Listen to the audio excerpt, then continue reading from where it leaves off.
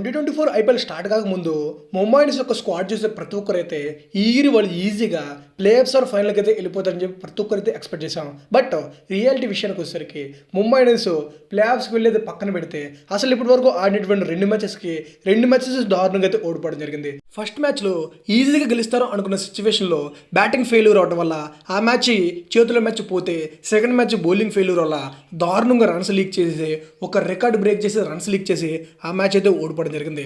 ఇప్పుడు ఇంకా ఎలా అయితే ముంబై ఇండియన్స్ కానీ ఇదే ప్లేయింగ్ లోన్తో వెళ్ళారంటే వీళ్ళు ప్లే ఆఫ్స్కి వెళ్ళేది పక్కన పెడితే కనీసం కొన్ని మ్యాచెస్ గెలవడం కూడా కష్టమే. అసలు ముంబై దగ్గర ఏం మిస్టేక్ చేస్తున్నారు ఏంటి అని మనం చూసుకుంటే వాళ్ళ దగ్గర స్ట్రాంగ్ టీం ఉన్నా బట్ ప్లేయింగ్ లోన్ విషయానికి వచ్చేసరికి మాత్రం స్ట్రాంగ్ ప్లేయర్స్ని అయితే వాళ్ళు లెవెల్లోకి ఇంక్లూడ్ చేయట్లేదు. మరి ముఖ్యంగా బౌలింగ్ అండ్ బ్యాటింగ్లో వాళ్ళు చాలా మిస్టేక్లు చేస్తున్నారు. ముఖ్యంగా బౌలింగ్లోకి వచ్చేసరికి మాకు ఒక లెఫ్ట్ హ్యాండ్ ఫాస్ట్ బౌలర్ కన్ఫర్మ్గా ప్లేయింగ్ లోన్లో కావాలని చెప్పి ఒక ఎక్స్పీరియన్స్ లేని ప్లేయర్స్ని అండ్ అనుభవం లేని ప్లేయర్స్ని ప్లేయింగ్ లోన్లో పెట్టి వాళ్ళైతే ఓడిపోవడం జరిగింది. ఫస్ట్ మ్యాచ్లో లూకుడ్ని పెట్టారు, తను కొంచెం పర్లేదు అనిపించిన బట్ సెకండ్ మ్యాచ్లో తన పక్కన పెట్టేసి ఒక ఇన్ఎక్స్పీరియన్స్ 17 years కుర్రోని తీసుకొస్తే తను రన్స్ అయితే చాలా దారుణంగా లీక్ చేయడం జరిగింది. అసలు ముంబైకి లెఫ్ట్ హ్యాండ్ ఉంటేనే వికెట్లు తీస్తారని చెప్పి రూల్ అయితే మార్చుకోవాలి. ఎందుకంటే వాళ్ళ టీంలో ఆల్రెడీ నువాన్ తుషారా, ఆకాష్ మాధవల్ లాంటి రైట్ హ్యాండ్ బౌలర్స్ మంచి బౌలర్స్ అయితే ఉన్నారు. వాళ్ళతో పాటు జస్ప్రీత్ బుమ్రా ఇంకా కార్టిజిల్ లాంటి ప్లేయర్స్ కూడా ప్లేయింగ్ లోన్లో ఉంటే ముంబై ప్లేయింగ్ లో చాలా స్ట్రాంగ్ ఉంటుంది.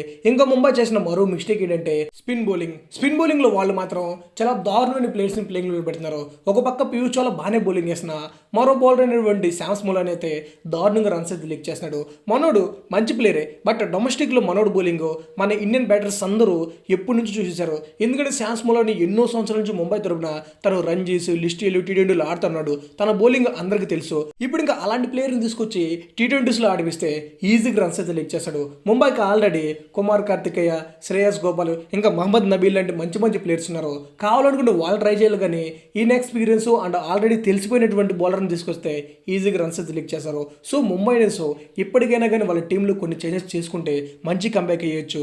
లేకపోతే మాత్రం మంచి టీం ఉన్నా కూడా ప్లేయర్స్ వరకు అయితే రాకుండా ఇంటికి వెళ్ళిపోతారు. సో ముంబై ఇండియన్స్ మంచి కంబ్యాక్ చేయాలంటే వాళ్ళు ఎలాంటి ప్లేయింగ్లతో వెళ్ళాలి ఏంటని మనం చూసుకుంటే ముందుగా ఓపెనర్స్గా రోహిత్ శర్మ అండ్ ఇషాన్ కిషన్, వన్డర్లో నమందేర్, టూడోలోకి వచ్చేసరికి తిలక్ వర్మ అండ్ నెంబర్ 5లోకి వచ్చేసరికి హార్దిక్ పాండ్యా, నెంబర్ 6 చూసుకుంటే టీమ్ డేవిడ్, నెంబర్ 7లోకి వచ్చేసరికి మహమ్మద్ నబీ ఆర్ కుమార్ కార్తికేయ, నెంబర్ 8లోకి వచ్చేసరికి పీయూష్ చావ్లా, నెంబర్ 9 చూసుకుంటే జస్ప్రీత్ బుమ్రా, నెంబర్ 10లోకి వచ్చేసరికి కార్టిజీ అండ్ లాస్ట్గా నెంబర్ 11 చూసుకుంటే జూనియర్ మలింగా, అదే నువాన్ తుషారా. ఇంకా ముంబై ఇండియన్స్ ఇంపాక్ట్ ప్లేయర్ విషయానికి వచ్చేసరికి ఇక్కడ ఎలా అంటే మహమ్మద్ నబీని ప్లేయింగ్ లో తీసుకున్నారంటే ఇండియన్ ప్లేయర్ అయినటువంటి నేహల్ వదీరాని తీసుకుంటారు, లేదు కుమార్ కార్తిక్ అని ప్లేయింగ్ లో తీసుకుంటుంటే డేవల్ బ్రేవ్స్ని ఇంపాక్ట్ ప్లేయర్గా చూసుకుంటారు.